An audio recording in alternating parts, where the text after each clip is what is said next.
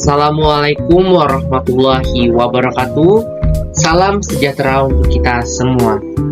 Nah, teman-teman, di video sebelumnya saya sudah menjelaskan bahwa saya akan menjelaskan lagi asam lemak untuk imunitas asupan gizi. Jadi masih ada keterkaitannya nih asam lemak dengan imunitas tubuh.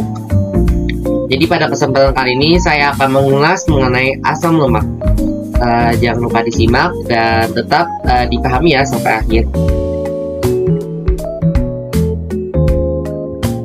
Asam lemak. Asam lemak adalah asam karboksilat dengan rantai alifatik panjang, baik jenuh maupun tak jenuh. Hampir semua asam lemak alami memiliki rantai tak bercabang dengan jumlah atom karbon genap mulai dari 4 sampai 28.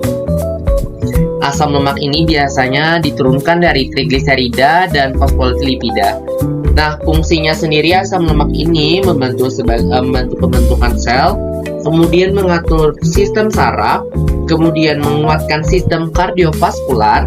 Kardiovaskular ini sistem daerah jantung ya teman-teman. Kemudian ada membangun sistem kekebalan tubuh dan membantu tubuh menyerap zat gizi. Kemudian asam lemak terbagi menjadi dua bagian. Yang pertama ada asam lemak jenuh. Nah, asam lemak jenuh ini berasal dari lemak hewan, lemak babi, dan butter beserta olahannya. Kemudian ada asam lemak tak jenuh. Nah, asam lemak tak jenuh ini terbagi menjadi dua bagian lagi. Yang pertama ada polyunsaturated fats yang mengandung dua atau lebih ikatan rangkap, dan kemudian ada monosaturated fats yang hanya memiliki satu ikatan rangkap. Yang pertama di sini ada polyunsaturated. Nah, polyunsaturated ini memiliki 3 jenis, yaitu ada omega 3 dan omega 6. Di omega 3 sendiri ada yang namanya asam eicosapentatoat yang terdapat pada ikan dan kerang, kemudian ada asam docosahexaenoat yang terdapat pada ikan dan kerang juga, dan kemudian ada asam linoleat yang terdapat pada minyak lobak, biji rami, kedelai, dan kacang kenari. Kemudian di omega 6 ini terdapat pada minyak jagung, kemudian ada minyak safflower dan minyak bunga matahari. Lalu ada monounsaturated fats.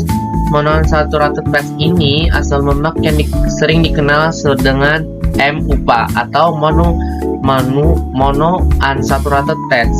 Hanya memiliki satu ikatan rangkap dalam rumus kimianya yang memiliki omega 9 yang terdapat di minyak olive, buah avocado, kacang almond, dan kacang-kacang lainnya.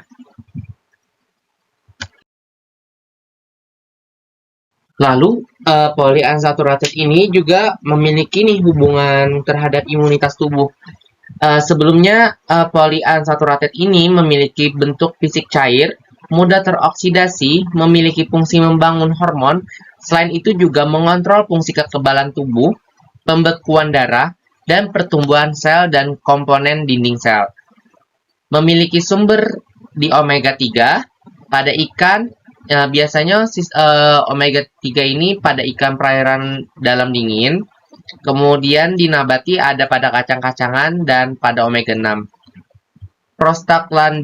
Prostaglandin ini adalah senyawa yang dihasilkan oleh jaringan lemak yang berasal dari asam arachidonat yang berfungsi mempertahankan fungsi homeostatis dan memediasi mekanisme patogenik yang termasuk ke dalam respon inflamasi.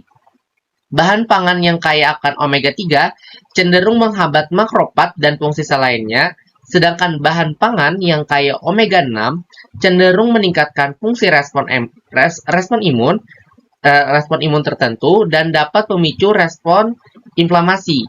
Oleh karena itu, rasio omega 3 dan 6 ini penting, harus seimbang karena sangat mempengaruhi terhadap respon imun. Jadi harus 1 berbanding 2, seperti itu. Nah, seperti saya yang sebutkan di materi sebelumnya, omega 3 dan 6 ini harus memiliki keseimbangan. Nah, adapun caranya untuk menurunkan omega 6, kita bisa mengkonsumsi margarin, minyak bunga matahari, minyak soy, kemudian produk dengan umur simpan yang lama, dan kurangi lemak jenuh seperti konsumsi produk dari hewani dan susu.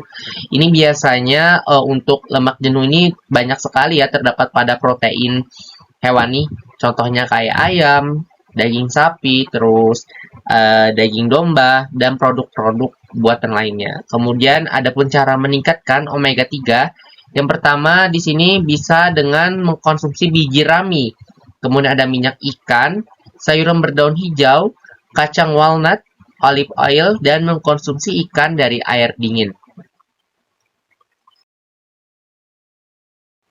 Itulah tadi penjelasan saya mengenai asam lemak. Semoga teman-teman yang melihat video saya dapat mengerti dan saya meminta maaf kepada Ibu Dr. Maela Dwi Trestian apabila selama pengucapan presentasi dalam pembuatan video ini terdapat kalimat-kalimat yang salah ucap dan salah pengertian. Karena saya sudah berusaha semaksimal mungkin, jadi mohon maaf Ibu apabila kurang jelas. Mungkin itu saja yang saya dapat sampaikan. Semoga bisa bermanfaat bagi diri saya sendiri dan bagi orang lain yang menonton. Sekian, terima kasih. Wassalamualaikum warahmatullahi wabarakatuh.